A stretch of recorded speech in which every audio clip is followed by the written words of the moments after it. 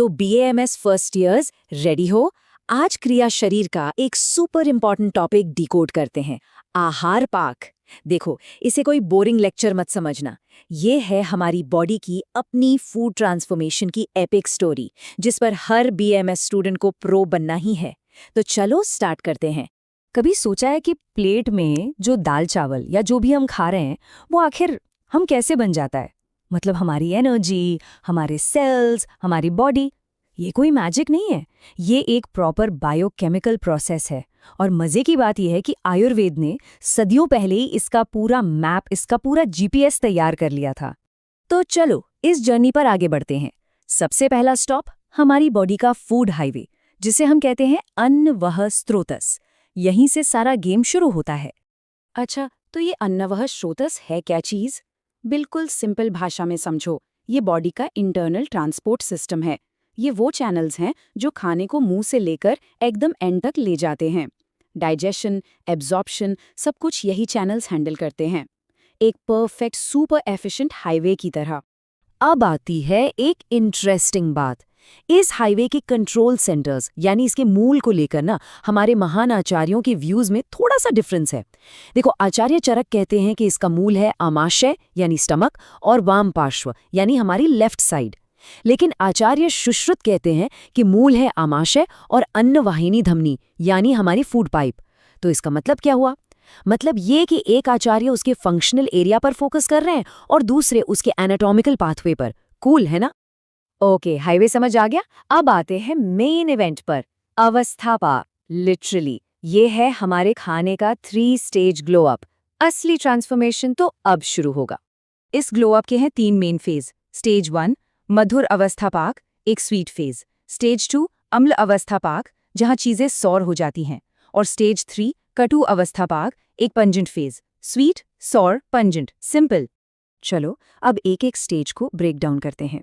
Stage 1 मधुर पाक, location आमाशय यानी हमारा पेट। और यहाँ एक अमेजिंग चीज होती है, हम कुछ भी खाएं, इस स्टेज पर आकर फूड मीठा हो जाता है और इसका रिजल्ट बॉडी में कफ दोष बढ़ जाता है। वो थोड़ा सा फ्रॉथी, झाग जैसा कफ। ओके, पेट से आगे बढ़ते हैं। अब खाना एंटर करता है ग्रहणी यानी स्मॉल इंटेस्टाइन में। यहाँ पर जो सेमी डाइजेस्टेड फूड है वो हो जाता है एसिडिक यानी खट्टा। और ये जो खट्टापन है ना, यही पित्त के प्रोडक्शन को ट्रिगर करता है, जिससे नेचुरली बॉडी में पित्त दोष बढ़ जाता है। और अब आती है फाइनल स्टेज, पक्वाशय या लार्ज इंटेस्टाइन में। यहाँ जो बचा हुआ फूड मास है वो पंजेंट यानी तीखा और थोड़ा ड्राई हो जाता है और ये प्रोसेस बनाता है वात दोष को। तो देखा, खाने के डाइजेशन के टाइम ही तीनों दोष कफ, पित्त और वात लाइन से बनते हैं। माइंड ब्लोइंग है ना?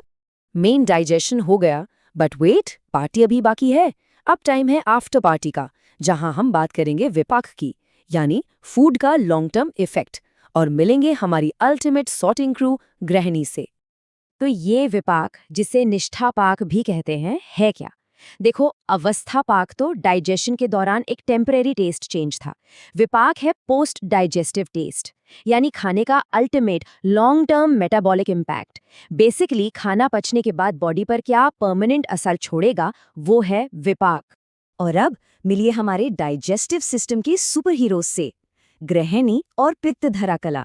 ये वो डायनामिक डुओ हैं जो डाइजेशन और एब्जॉर्प्शन के फाइनल स्टेजेस को बॉस की तरह मैनेज करते हैं। गृहिणी को समझो जठराग्नि का हेडक्वार्टर, हमारी डाइजेस्टिव फायर का बेस।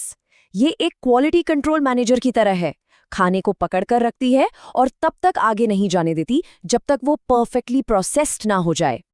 और पित्तधरा कला क्या है? ये गृहिणी की लाइनिंग है, एक स्पेशल मेम्ब्रेन। आयुर्वेद में 7 कलाएं बताई गई हैं और ये छठी कला है।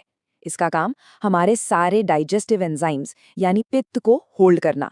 तो गृहिणी है साइट और पित्तधरा कला वो सरफेस है जहां असली केमिकल रिएक्शन, असली डाइजेशन होता है। तो ये सॉर्टिंग क्रू काम कैसे करती है? 3 सिंपल स्टेप्स में। पहला, विवेचन यानी सार जो काम की चीज है और किट यानी वेस्ट को अलग अलग करना। दूसरा, शोषण, काम की चीज यानी सार को अब्जॉर्ब कर लेना। और तीसरा, मुंचन, वेस्ट यानी किट को आगे धक्का देना एलिमिनेशन के लिए। Separate, absorb, eliminate, simple. Okay, एक बात तो पक्की है, हर किसी का डाइजेस्टिव सिस्टम सेम नहीं होता। और यहीं पर कॉन्सेप्ट आता है कोष्ठ का। कोष्ठ समझना मतलब हर इंसान के यूनिक डाइजेस्टिव पैटर्न को समझना। इसे ऐसे समझो जैसे अपनी पर्सनल डाइजेस्टिव वाइब का पता लगाना। तो कोष्ठ क्या है? आसान भाषा में ये हमारे गैस्ट्रोइंटेस्टाइनल ट्रैक्ट की फंक्शनल नेचर या कह लो उसकी पर्सनैलिटी है।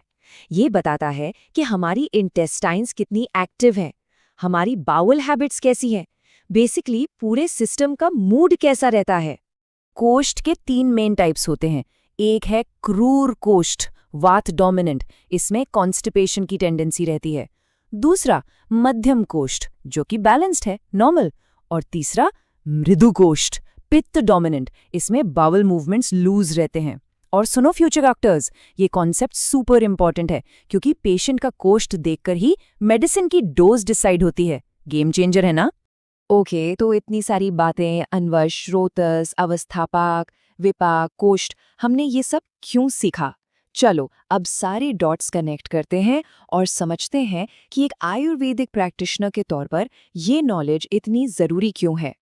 ये कोट देखो, संपूर्ण आयुर्वेदिक प्रणाली त्रिदोष के ज्ञान के इर्द गिर्द घूमती है।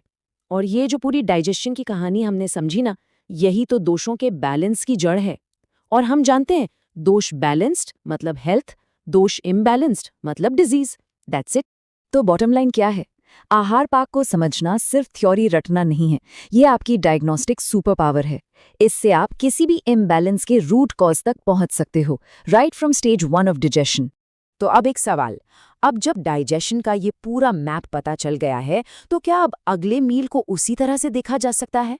जब प्लेट में खाना आएगा तो क्या उसकी मधुर, अम्ल, कटोपाक की जर्नी के बारे में सोचा जाएगा?